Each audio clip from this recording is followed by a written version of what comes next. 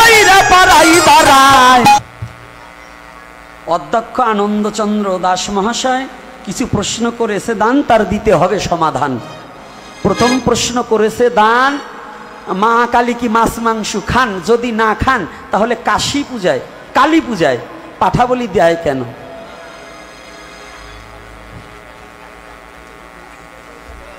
ও তোর কালী পূজা কোনো কালেই ভালো নয়, ভালো নয়। তোর কালী পূজা কোনো কালেই ভালো নয়। সাজা দুঃশাসনী উলঙ্গিনী চিৎ করে পারাই দাঁড়ায়। কালী পূজা কোনো কালেই ভালো নয়, হায় রে কালী পূজা।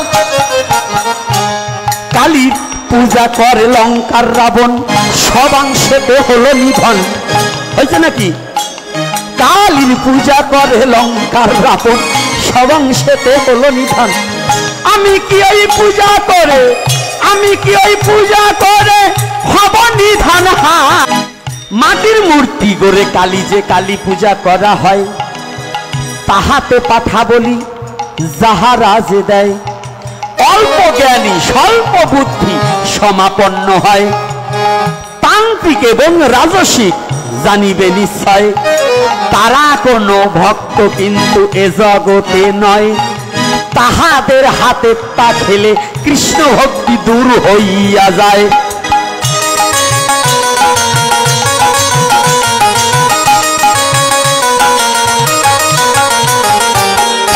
আস্তে মাটির মূর্তি গড়ে কালী যে কালী পূজা করা হয়, তাহাতে পাঠা বলি যাহারা যে দেয়। অল্প জ্ঞানী স্বল্প বুদ্ধি সমাপন্ন হয়। তান্ত্রিক এবং রাজসিক জানিবে নিশ্চয়, তারা কোনো ভক্ত কিন্তু এ জগতে নয়। তাহাদের হাতে পা খেলে কৃষ্ণ ভক্তি দূর হইয়া যায়।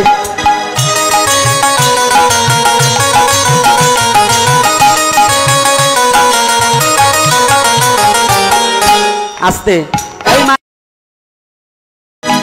মাটির মূর্তি গড়ে কালী যে কালী পূজা করা হয়, তাহাতে পাঠা বলি যাহারা যে দেয়। অল্প জ্ঞানী স্বল্প বুদ্ধি সমাপন্ন হয়। তান্ত্রিক এবং রাজসিক জানিবে নিশ্চয়, তারা কোনো ভক্ত কিন্তু এ জগতে নয়।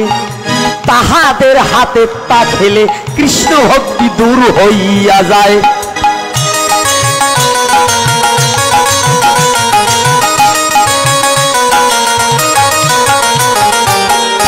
আস্তে মাটির মূর্তি গড়ে কালী যে কালী পূজা করা হয়, তাহাতে পাঠা বলি যাহারা যে দেয়। অল্প জ্ঞানী স্বল্প বুদ্ধি সমাপন্ন হয়।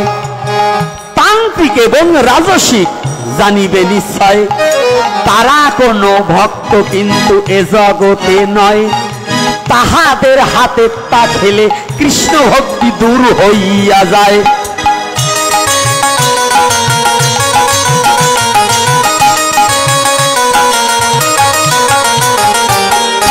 আস্তে